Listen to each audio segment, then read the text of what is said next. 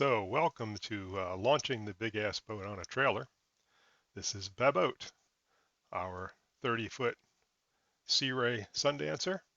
We launch it at Allison Creek in South Carolina typically, which is on Lake Wylie.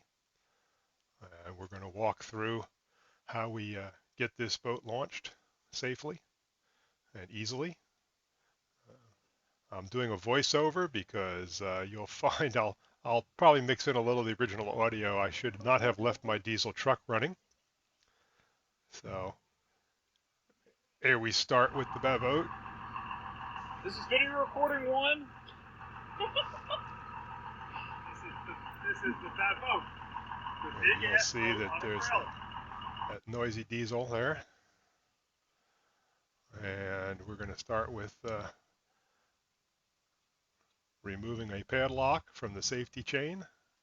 The padlock makes sure that the safety chain cannot come off in any circumstances. We'll also be leaving the winch cable attached. The boat trailer has a 4,000-pound electric winch with synthetic winch line. It looks pretty small. Everything that's critical, we have a red aviation style remove before flight tag. When we get all done, we'll have them all hanging there. When we have 9 tags hanging there, we'll be all done. So we start with that padlock. We'll move on to getting the boat ready.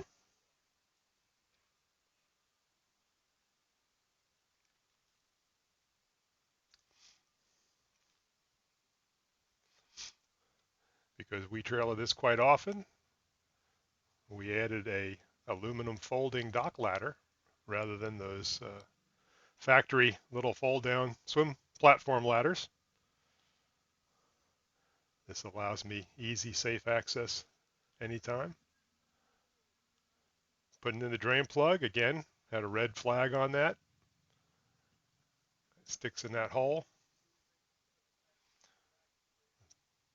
The drain plug has a brass drain plug with a hole drilled into it. Through that hole, I put a key ring so that it hangs on that same clip when it's not being used.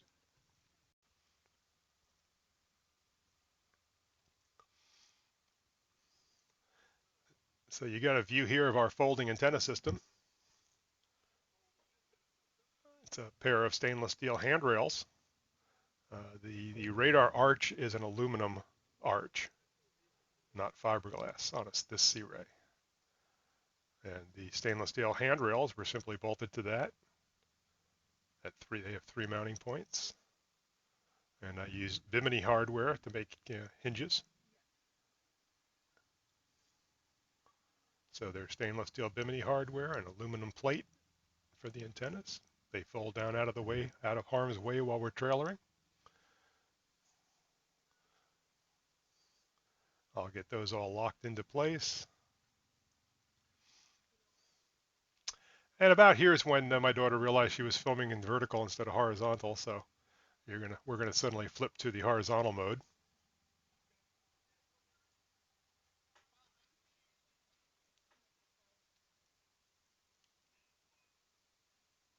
There we go. Now we're in wide mode.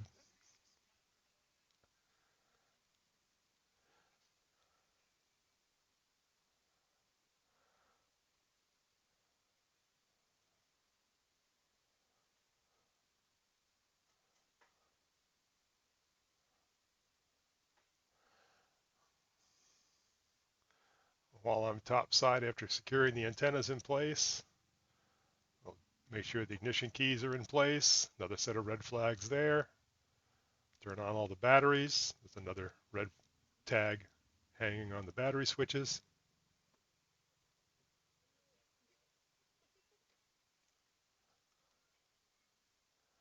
So they're turning on the batteries at this point.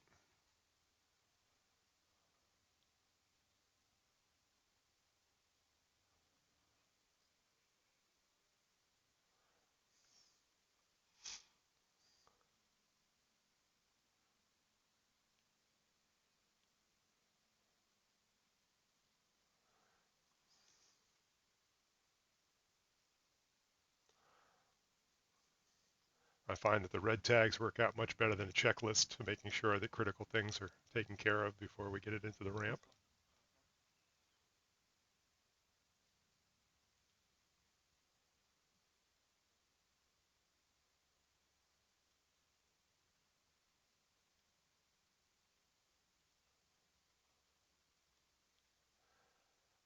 And I didn't put the motors up quite high enough before I left the helm.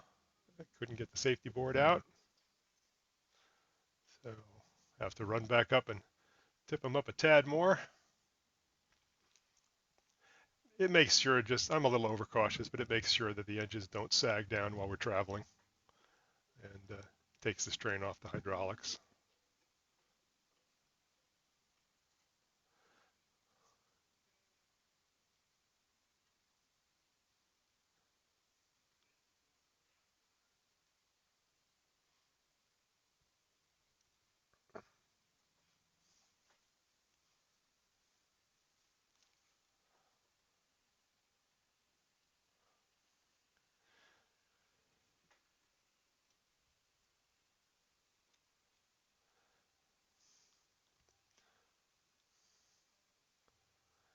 The forward safety straps, tie downs, 10,000 pound 2-inch tie downs.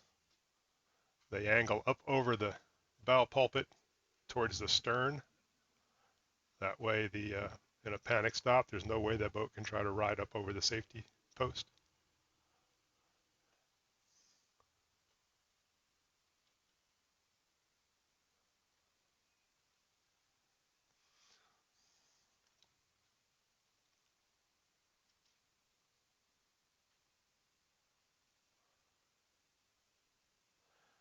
The storage box on the front of the boat trailer there um, contains not only things like the straps and tie downs, it also has all of our emergency items like safety cones, and triangles, reflective triangles,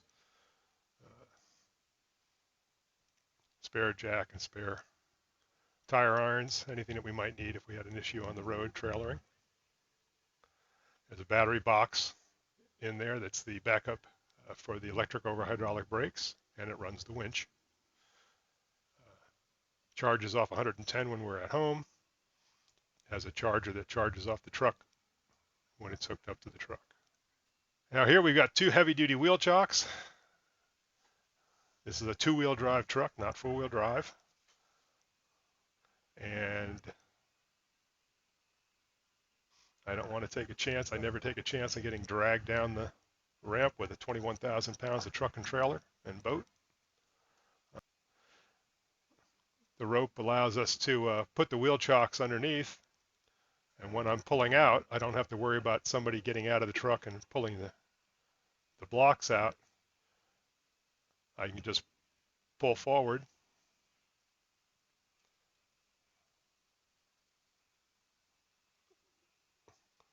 They'll just kick back and drag as I go up the ramp, and then once I get on the flat, then I'll stop and put them back in the truck.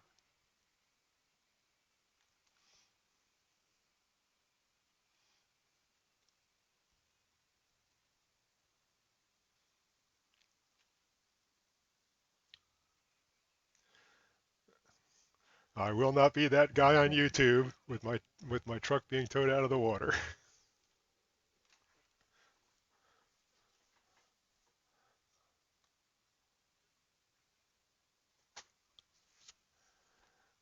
My daughter's saying I was tempting fate there, knock on wood.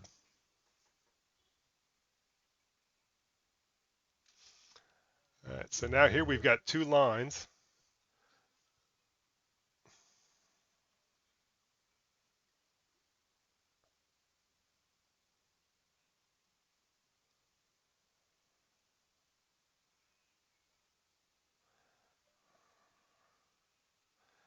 That last loop that was in my pocket was for the transom plug. I did not hang it up yet because I hadn't tightened the plug.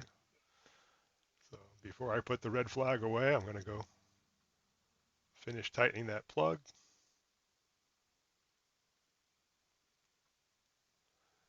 No flag gets hung up until that job is finished.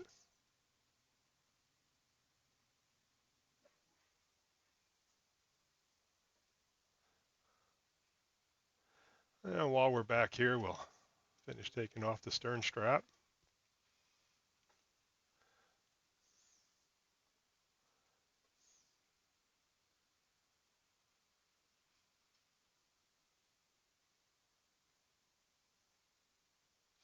I could use the eye bolts on the transom, but they have a tendency to pull the boat forward as much as they pull the boat down to the trailer. So I just gently put a strap over the top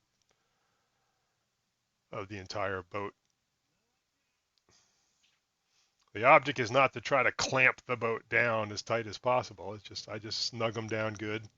The object of the straps is to keep the trailer and the boat as a single unit, so that should you go around a corner hard and it starts to lean, you don't want it sliding off the rollers. If you panic stop, you don't want it sliding forward off the trailer. The trailer is going to stop. The truck's going to stop. You want to make sure the load stops with the trailer.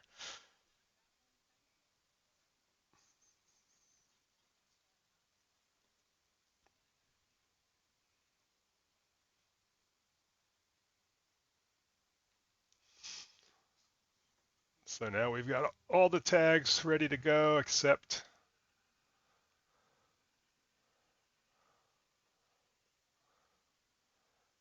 the stern ladder. Still looking around for that darn lost remote control. You can see our safety cones and such, our wide load flags, and our wide load sign that we uh, only use if we leave South Carolina, because South Carolina doesn't require a wide load sign. Even though I have an annual permit, it does not require signage unless you're over 12 foot, 12 foot or over.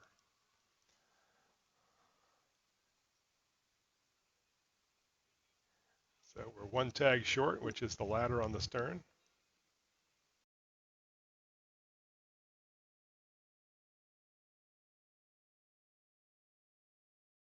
So back to work. The red line, whoops, slippery ropes.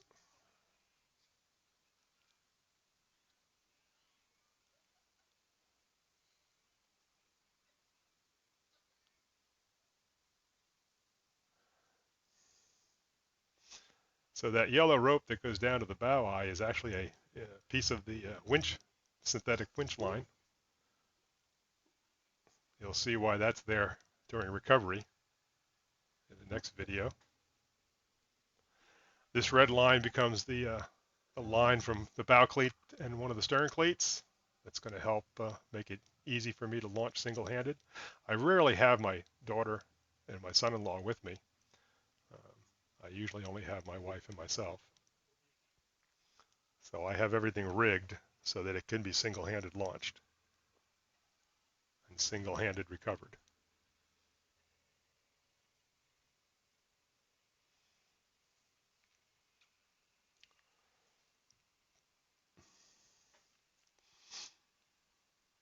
So now the small white nylon line has a snap clip that goes to a quick release on the winch line.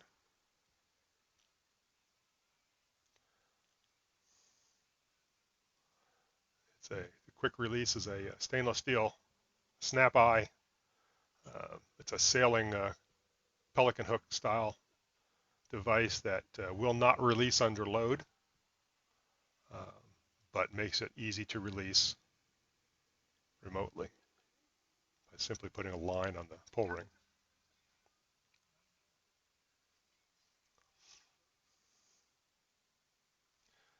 So now I'm going to get that last tag, which means make sure the ladder's folded up before I start backing up.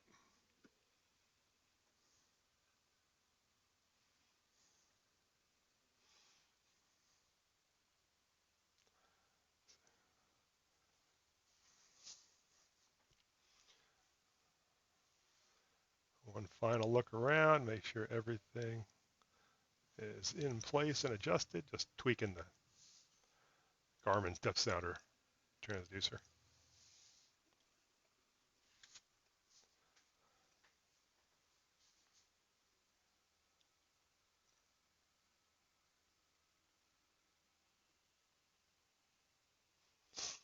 The storage box has no holes in the bottom. It could get submerged, but it won't come near the water the way we launch, because we only launch the right there. The water is we're only going to back it in as far as the box, so the water line is a foot below the box. Nothing on the hitch, nothing on that tongue ever gets wet.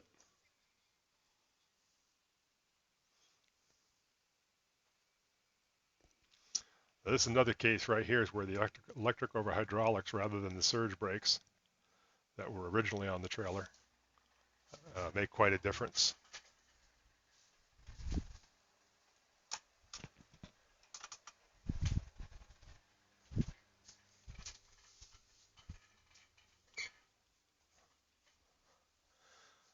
Backing down the ramp, surge brakes do you no good. They only stop if the boat trailer is pushing the truck.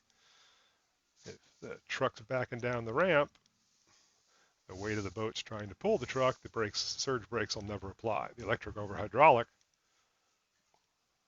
work very well whether you're going backing up, going forward. And I find them to be much smoother on the highway as well.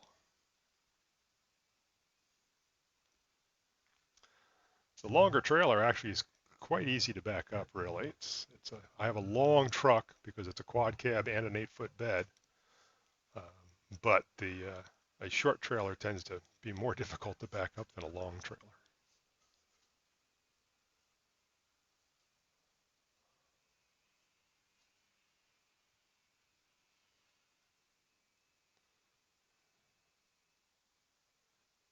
Straighten up a little bit.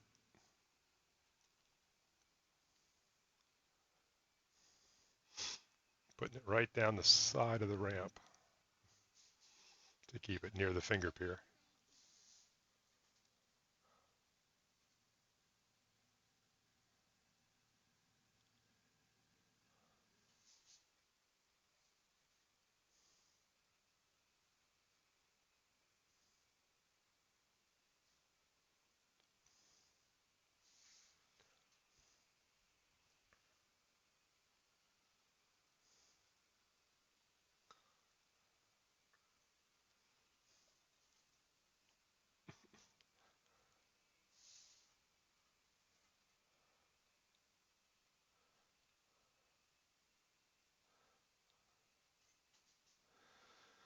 So at this point, you can see we're only in the water to the storage box.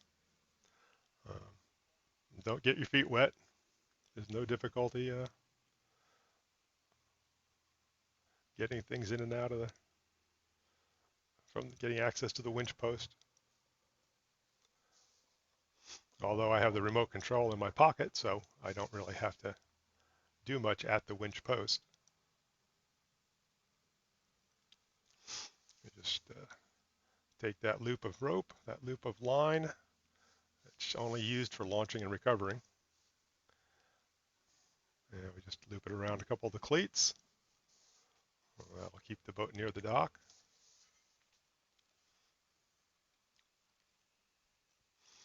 You're going to take the safety chain off finally.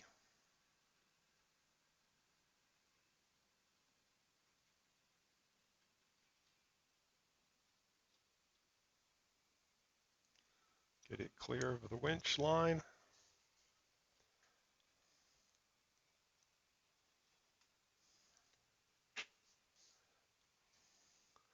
Start to let her roll. Oh, this is one of the advantages of a roller trailer as opposed to bunks. I don't need to back it into the water so far that the stern starts floating. I don't have to float it off the trailer at all. It always gets a little close for the anchor because it pivots right about there as it comes out of the bow rollers.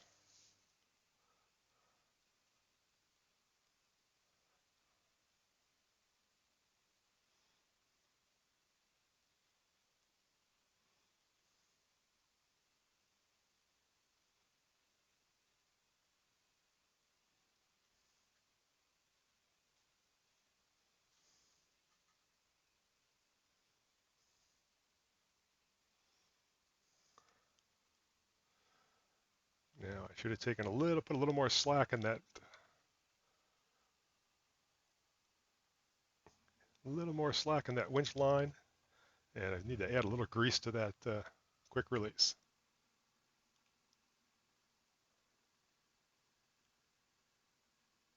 Just gotta get the right angle on it.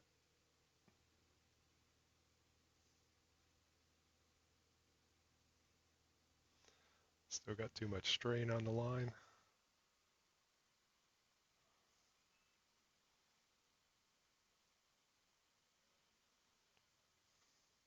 And there we go.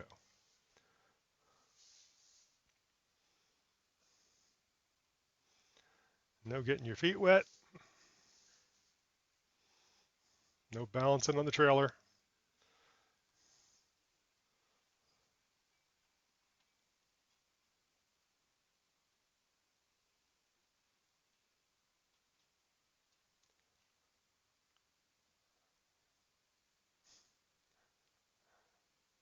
Of course, I always seem to get caught on everything.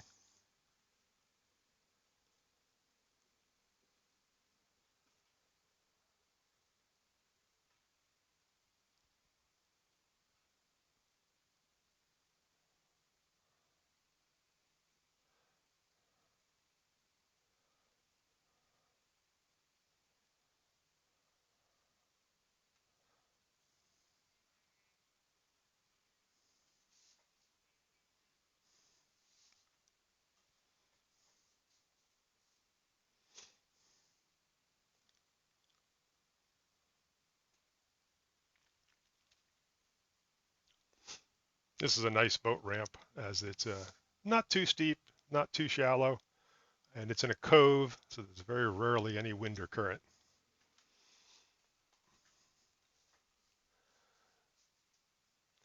I'll leave a lot of the winch line out of the winch because we're just going to need it when we recover anyway.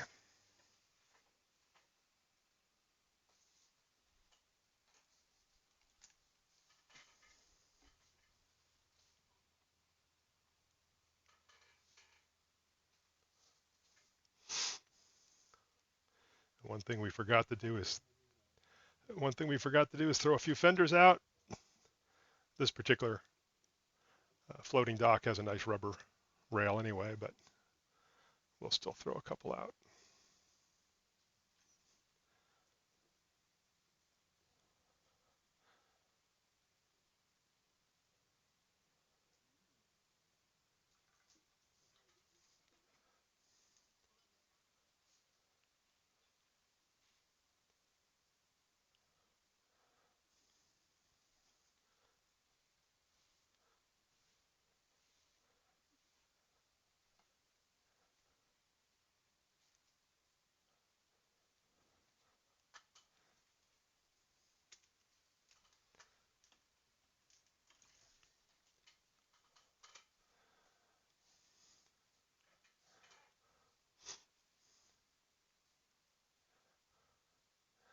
Yeah, my son-in-law just asked about using the cleats instead of using the rails. In this case, I use the cleat because I don't need a spring line here.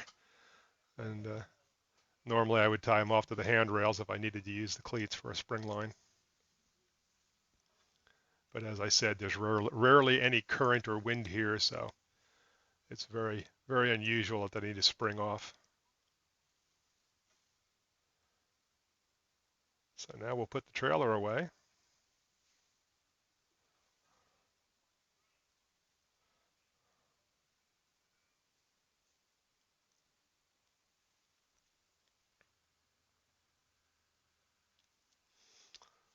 And just for demonstration's sake, I left the chocks in so we could show how, if you want to, you can, if there's any concern about sliding a slimy deck, slimy ramp, you can leave the blocks in until you pull out.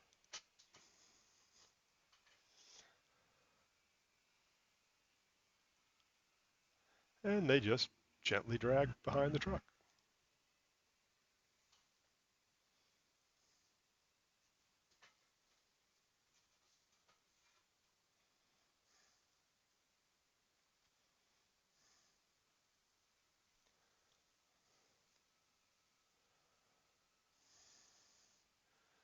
And we'll stow those.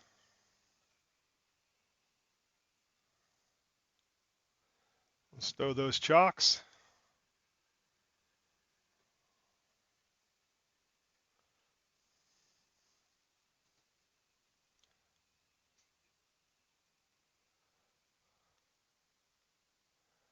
And the nice thing about the roller trailer, as you saw,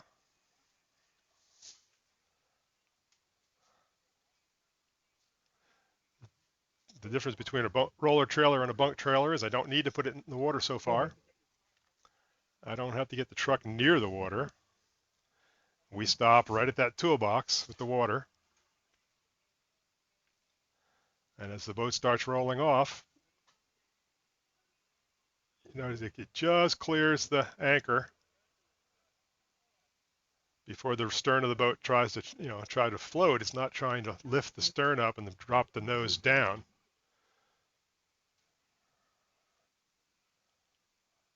But by the time the anchor and the bow drops down and the stern starts to float, you're so far back on the trailer at that stage, the anchor's not a problem.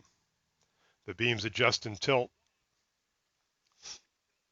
And you saw how the boat tilted back as it got off the front rollers.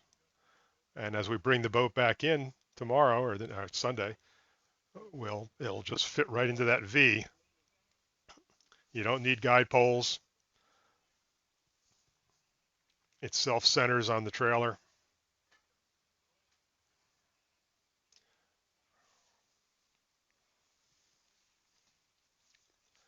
These are what I think are the advantages of a roller trailer over a bunk trailer, particularly if it's a bigger boat. Small boats, bunks work fine, but if it's a big heavy boat, you see people struggling with guide poles, and particularly if the ramp is steep, the stern stays up in the air. You need tall guide poles, and you've got to back so far down into the water to get the boat to float off the bow, but the stern by that time is way up in the air. So that's how we launch our boat. And there we are up the river on the Catawba, part of Lake Wylie in South Carolina. And the next video we'll do is going to be the recovery. Thanks for watching. Please subscribe. Please like. See you again soon.